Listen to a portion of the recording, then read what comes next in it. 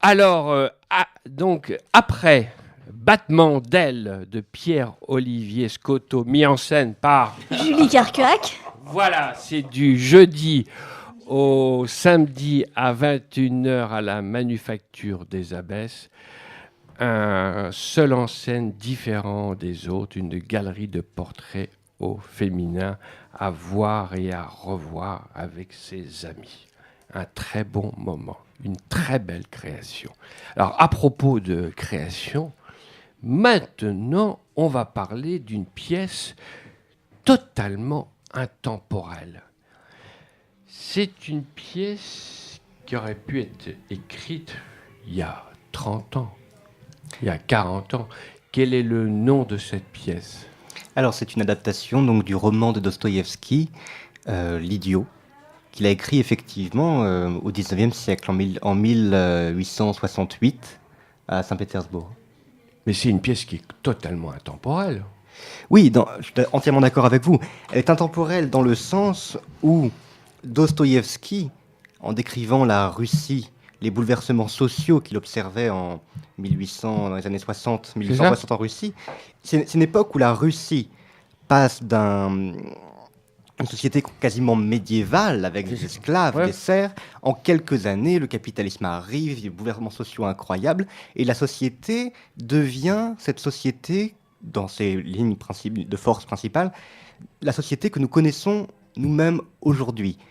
Et Dostoïevski observe en psychologue et en métaphysicien génial, il observe les conséquences de ces bouleversements sociaux sur les individus, les conséquences sur nous. Nous n'existons pas abstraitement, nous existons dans une société donnée à un moment donné. C'est ça. Et donc nous sommes formés par cette société. Et il regarde qui nous sommes, nous, dans cette société-là. Et c'est pour ça que quand on lit ce texte, ou quand on vient le voir, ces mots dits incarnés au théâtre, ces personnages de Dostoïevski sont notre description, j'ai l'impression, sont notre description la plus exacte. Ah bah, entre autres, il y a une note d'intention que tous les psys devraient lire. Certains devraient peut-être changer de métier, une parenthèse. Pourquoi faisons-nous le mal ? Qu'est-ce que le mal ? Et le bien ? Le pardon ? Le désir ? Comment vivre ? Que convient-il de faire de notre héritage et d'autres termes ? Donc alors ce que j'aimerais, c'est qu'on parle aussi des protagonismes de cette pièce. Donc j'ai la chance de recevoir une femme qui fait perdre un peu la tête à tous ses prétendants.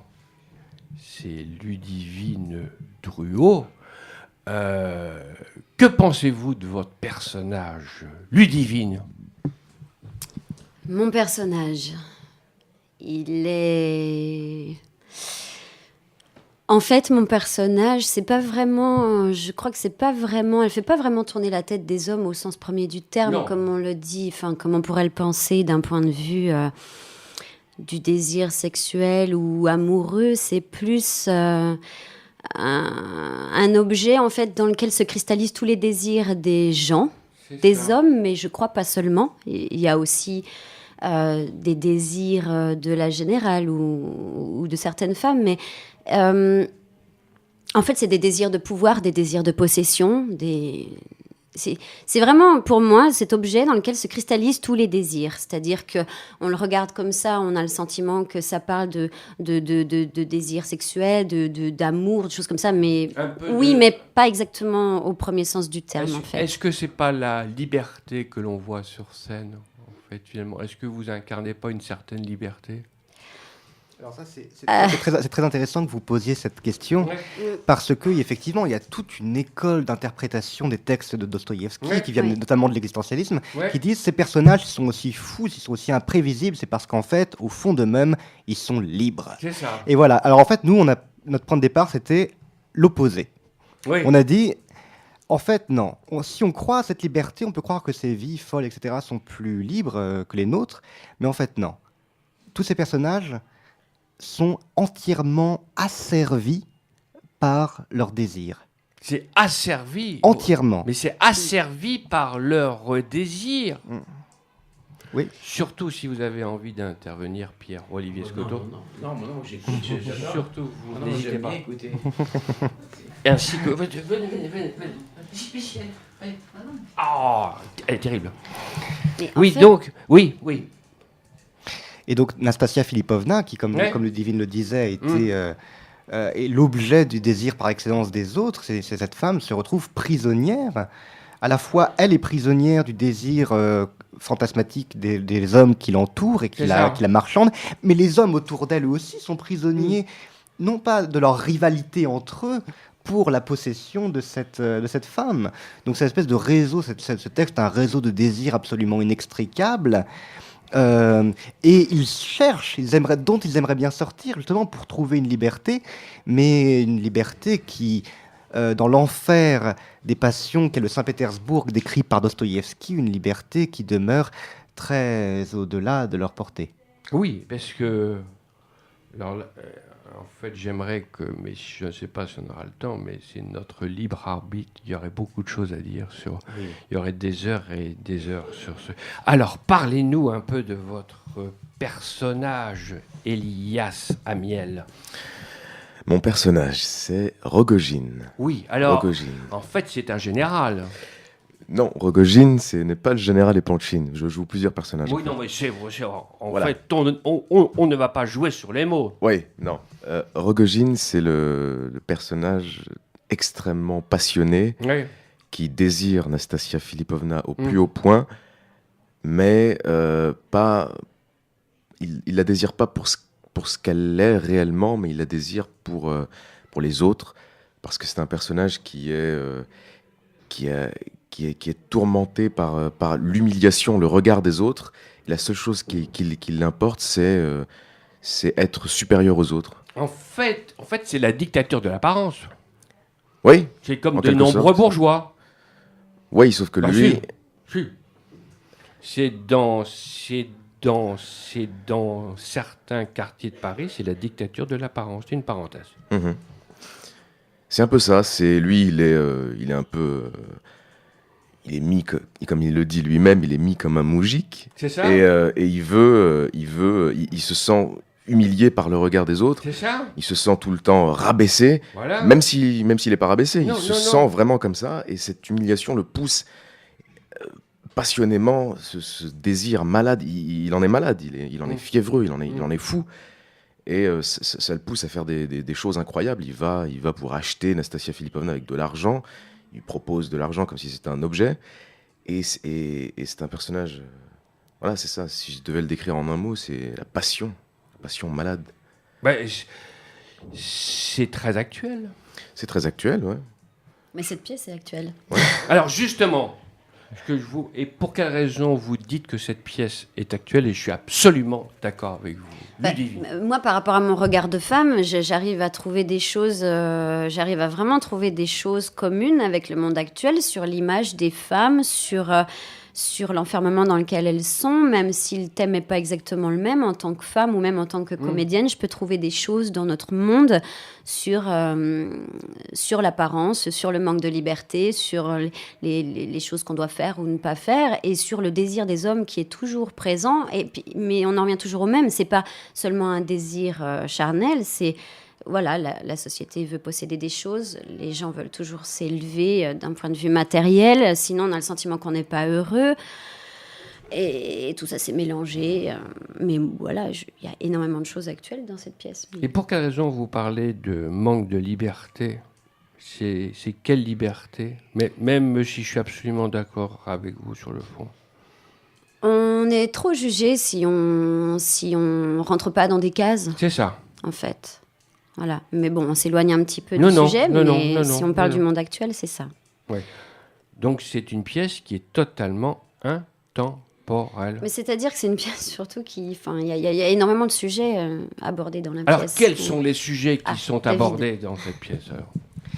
Eh bien, Dostoïevski, en fait, en montrant donc la prolifération de ses désirs, l'intrigue est vraiment centrée autour des rivalités pour la possession de Nastasia C'est ça. Filipovna, C'est ça. et il introduit dans le jeu ce personnage génial, qui est le prince Mishkin, qui sera l'idiot, C'est mais ça. qui est surtout aussi le Christ, en fait. C'est le Christ, voilà. Voilà. Dans une certaine mesure. En fait, il est le Christ au début du roman, et puis Ouais. petit à petit, sous l'action de l'enfer de Saint-Pétersbourg, il se dégrade un petit peu, malheureusement. Ce qui conduit le roman à sa conclusion tragique. Et à travers cette intrigue, Dostoïevski décrit les révolutionnaires russes de l'époque. Ouais.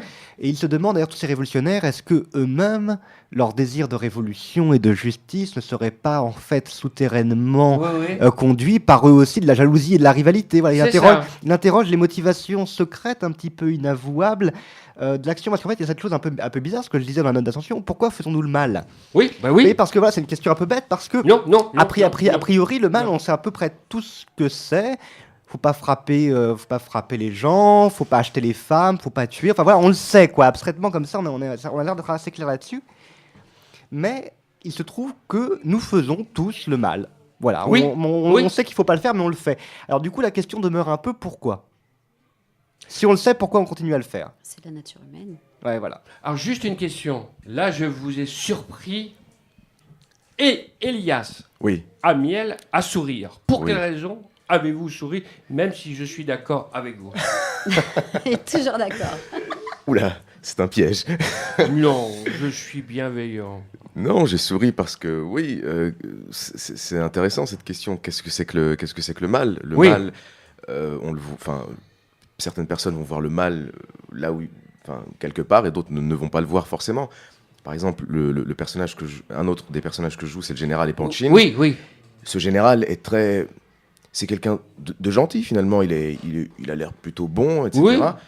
Et on a l'impression qu'il fait du mal malgré lui. Et C'est c'est ça. pas forcément son intention, mais son intention, elle est plus.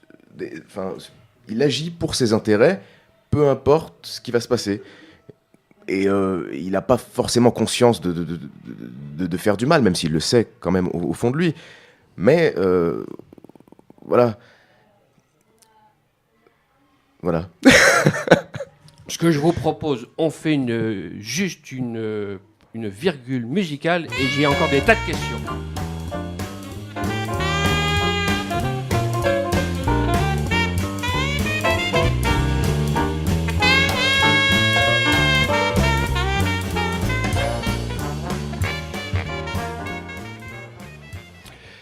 Oui, alors vous êtes toujours dans une émission qui n'est pas virtuelle, Théâtre sans frontières, et pendant une demi-heure, nous avons parlé d'un spectacle que je vous recommande très, très, très vivement. C'est Battement d'ailes de Pierre-Olivier Scotto, joué du jeudi au samedi à 21h et le dimanche à 17h, et mis en scène par... Julie Carcuac. De Rodez. Voilà, de Rodez, voilà, quand même, de Rodez. Ah, quand même, vive ce département. Une très très jolie cathédrale. La seule chose que je dirais à Rodez, et c'est ses ancêtres. C'est les ancêtres des tailleurs de pierre. Oui. Et il y a sur le. Formidable. Non mais dis-le. Mais c'est important. Mais si, elle est... Et sur le parvis, il y a le nom de Pierre Carcuac, qui est un tailleur de pierre qui a été un des constructeurs de la cathédrale de Rodez. Ah, mais c'est très important. Ben oui, voilà. Mais tout à fait. C'est Mais l'histoire. tout à fait. Et donc l'idiot. Voilà. Non, mais je propose qu'on reste un peu sur Rodez. Voilà. Ah non mais j'ai encore des tas de questions à poser sur cette pépite théâtrale qu'il faut absolument aller voir. C'est le nom de cette pépite, c'est L'idiot de Dostoïevski, et qui est mis en scène par David Goldzal, avec Jonathan Devaine, Elias Amiel, Olivier Vallas, Ludivine Druyot et Sophie Gabillot. Alors parlons un peu des autres personnages.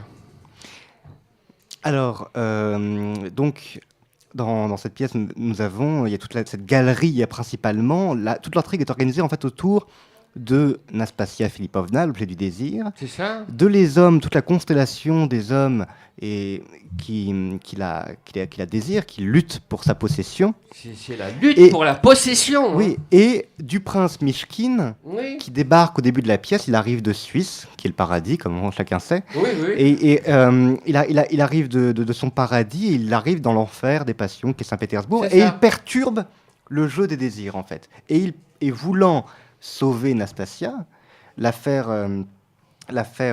s'échapper de ce piège où elle a été enfermée par sa vie, par son histoire, qui l'a conduit dans cette situation, il va en réalité précipiter la catastrophe finale. Ah oui. Et puis il y a des phrases qui sont terribles. Et c'est vous qui les avez écrites, cette phrase, et je suis absolument d'accord. Dans notre société, où chacun a le droit au bonheur, où il ne dépend que de nous d'être ce que l'on a décidé d'être, comment accepter ce qui nous est donné? Oui, c'est la question, c'est la grande question du donné. Accepter l'injustice du fait d'être au monde, alors pas toujours la même question, pas d'être au monde comme ça abstraitement, mais d'être concrètement quelqu'un et pas un autre. On est riche, on est pauvre, on est femme, on est homme. Comment accepter ça? On n'a pas choisi, on n'a pas décidé d'être, on n'a pas décidé d'être qui on est, etc. Mais pourtant, c'est donné. Il y a des choses même plus subtiles. On peut être fils de résistant, et on peut en être très fier, mais on peut être aussi fils de collaborateur, on l'a pas choisi non plus. Et pourtant, c'est plus dur à porter. Bah oui. Des choses comme ça, il y a le donné. Il y a énormément de choses qui nous sont données, et une des conséquences de notre époque, c'est qu'il devient de plus en plus difficile d'accepter ce donné, de trouver une relation à soi, une relation à ce qu'on est, où on accepte le donné. Et Dostoïevski a vu ça de manière absolument foudroyante dans l'Idiot, avec tous ces personnages qui sont en guerre C'est ça. contre ce qui leur a été donné. Et ça peut être Gania, Oui. qui est un jeune homme très beau, très, très ambitieux, très intelligent, mais qui est pauvre et qui est aussi humilié, qui veut C'est ça. sortir de la misère et qui se révolte. C'est pas sa faute, son père alcoolique a dissipé toute la fortune de la Ouais. famille, mais pourtant il n'accepte pas ça et donc il veut s'élever, donc il veut l'argent absolument. Il veut l'argent. Voilà, Hippolyte, un jeune homme pareil, très brillant, Ouais. mais phtisique. Il lui reste que quelques semaines à vivre. Oui, c'est ça. Il avait 20 ans. Quelle injustice! Il est très intelligent. Pourquoi les autres continueront-ils à vivre alors que lui doit mourir? Oui. Comment accepter cette injustice-là? Les révolutionnaires de la galerie absolument burlesque de révolutionnaires Oui, que oui. Dostoïevski introduit dans le livre, dans son livre, eux, la société est injuste, Oui. c'est terrible. Ce n'est pas acceptable. Il faut la C'est pas changer. acceptable. La changer. Donc je ne dis pas que c'est mal Non. de se révolter contre le donné, mais il me semble que ce que Dostoïevski a vu, c'est que les problèmes se posaient sous cette forme-là. Comment accepter ce qui nous est donné? Comment accepter notre héritage? Comment accepter ce qui est nous, mais qui, d'une certaine manière, n'avons pas choisi d'être? Alors, moi, ce que je vous propose, c'est que si vous avez envie de poursuivre cette réflexion, il y a un théâtre où il faut aller. Voilà. Au oui. théâtre des Déchargeurs, c'est du mardi au samedi à 21h30.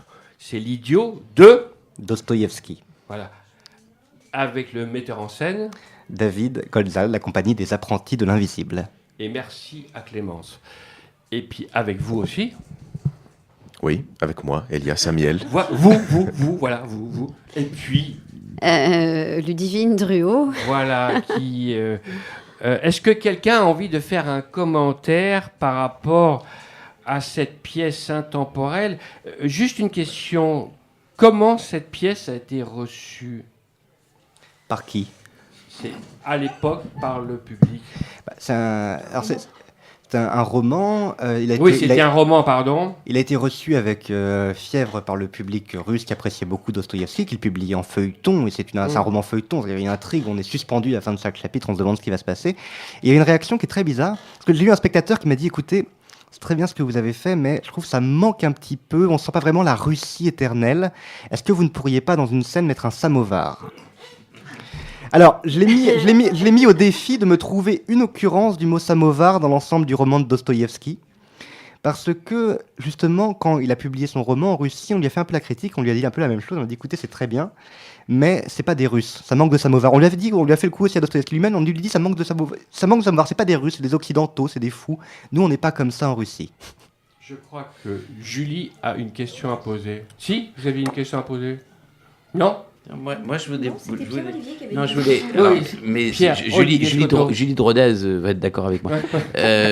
Je voulais savoir, parce qu'on s'est dit hors antenne, que tu avais adapté en 48 heures. Alors, En 48 heures ? ou c'est un joke, ou alors faut que tu me donnes la recette. Hein. Ah, mais Bon, ça, enfin- c'est David. En fait, donc, Tu ne dors pas. là, je dors peu, mais on avait décidé de monter l'idiot. J'étais avec Jonathan Devaine un soir et on s'était dit qu'est-ce qu'on fait ? On va faire du théâtre, ok. Alors qu'est-ce qu'il me dit ? David, est-ce que tu as un roman que tu voudrais adapter ? Je dis oui, l'idiot. D'accord. Donc on venait de finir la deuxième bouteille de martini et donc je suis allé chercher l'idiot. J'ai dit regarder un peu le truc. Je l'avais à peu près bien en tête. Je me suis dit on va prendre la première partie. J'ai découpé la relire du livre. Je l'ai scanné. Je l'ai mis en document Word. Et 48 heures plus tard, je suis arrivé avec l'adaptation du texte, 95% d'adaptation, mais 95%. Il y a 5% du texte, des petites répliques, 2-3 mots par-ci, par-là, on sentait que ça allait demander un peu plus de travail, ces 5%-là. Et ces 5%-là, ça demandait 2 ans. C'est joli, c'est très joli. Un chapeau. Juste une question comme ça, que je vais poser un peu à tout le monde. Comment avez-vous découvert votre passion pour le théâtre ? Julie de Rodez. Alors, Julie de Rodez. Devant la cathédrale, un Je pense soir. qu'on est tous d'accord là-dessus. On le découvre pas. Je pense que c'est inhérent. Non. Enfin, moi, je le savais depuis que je suis enfant. Je savais depuis que j'étais enfant que j'avais envie de raconter des histoires aux gens, aussi bien en les jouant qu'en les racontant. Et je suis un peu impatiente, donc le fait d'attendre d'être une comédienne, ça m'a pas suffi. Je voulais Voilà. pas attendre qu'on me demande de raconter des histoires. Je voulais les raconter aussi et être à l'origine de ça. Donc, la mise en scène et l'écriture aussi. Pierre-Olivier Scotto, la même question. Oh, moi, c'est beaucoup plus prosaïque. Mon père était chanteur d'opéra. Ok. Et c'était donc en regardant en regardant mon père chanter sur scène Madame Butterfly de Puccini que et puis je jouais le petit. Je ne faisais pas très japonais, mais il m'avait demandé de faire le petit japonais. Le petit japonais. Donc à 4 ans, je me suis retrouvé sur le plateau de l'opéra à pas chanter parce qu'il chante pas, mais à figurer dans et je crois que c'est comme Amélie Nothomb. Je me sens très japonais. C'est très, très japonais. En fait, la même question. Alors, Ludivine. Justement, là, pendant 2 minutes, j'ai eu le temps de réfléchir. Oui. Et ça m'a pris toute petite. Je crois qu'en fait, j'aime jouer. Parce que j'aime... c'est une façon d'échapper au réel, je crois. Okay. J'aime jouer. J'aime Parce être dans que, une réalité voilà, parallèle. Être dans une réalité parallèle. Je crois que c'est ça, en fait, qui me plaît. Ça me paraît très, très, très clair. Une réalité parallèle. J'aime bien votre formule. Je crois que c'est ça. Une réalité parallèle. L'homme a une double identité. Triple identité, elle est triple. Elias. Ouais. Moi, c'est grâce à David. Je l'ai rencontré un jour et puis voilà, je suis devenu comédien. Anne, je sens que Anne, elle ne veut pas répondre. C'est la femme muette. Bon, c'est la femme muette. C'est la seule femme. Et le metteur en scène, alors. Ah bah ouais, ici, pardon. Oui. Pas... Moi, j'ai un peu le théâtre par hasard. Merci. Je suis physicien de formation et je savais pas que le théâtre existait. Puis un jour, je suis allé assister à un cours de théâtre, ça m'a plu et je suis resté. Alors, pour résumer, parce que notre temps est limité, et vous êtes à nouveau les bienvenus. Alors, il faut aller voir L'idiot de Dostoïevski. C'est les annales du bac. C'est comme ça, on discute pas. Au théâtre des Déchargeurs, c'est du mardi au samedi à 21h30 avec son metteur en scène. David Godzal de la compagnie des apprentis de l'invisible. Voilà, et avec Elias Amiel. et Ludivine Druot, Jonathan Devaine, Olivier Vallas, Sophie Dost-Gabillot et j'en ai pas oublié. Non. Ouf. Et pour les battements d'ailes, une mise en scène de Julie de Rodez. C'est un spectacle de ces deux Pierre-Olivier Scotto. C'est jusqu'à dimanche. C'est jusqu'à dimanche. Non, mais j'ai envie de vous taquiner un peu. Non, mais c'est tellement joli, cet hommage à cette ville magnifique. Où je n'ai jamais vécu d'ailleurs, soyons clairs. Voilà. Cette émission fut réalisée en direct par Daniel Gresset. À très bientôt. Je vous embrasse. Est-ce que j'ai le temps? Non, j'ai pas le temps. Eh ben, j'ai mon ego qui ne va pas être content, mais c'est très bien. Tu te tais, l'ego. Allez. Et maintenant, place à l'actualité politique et culturelle avec Mathilde. Je vous embrasse et merci à Anne d'avoir été si loquace pendant cette interview. Je vous taquine. Allez, ciao, ciao.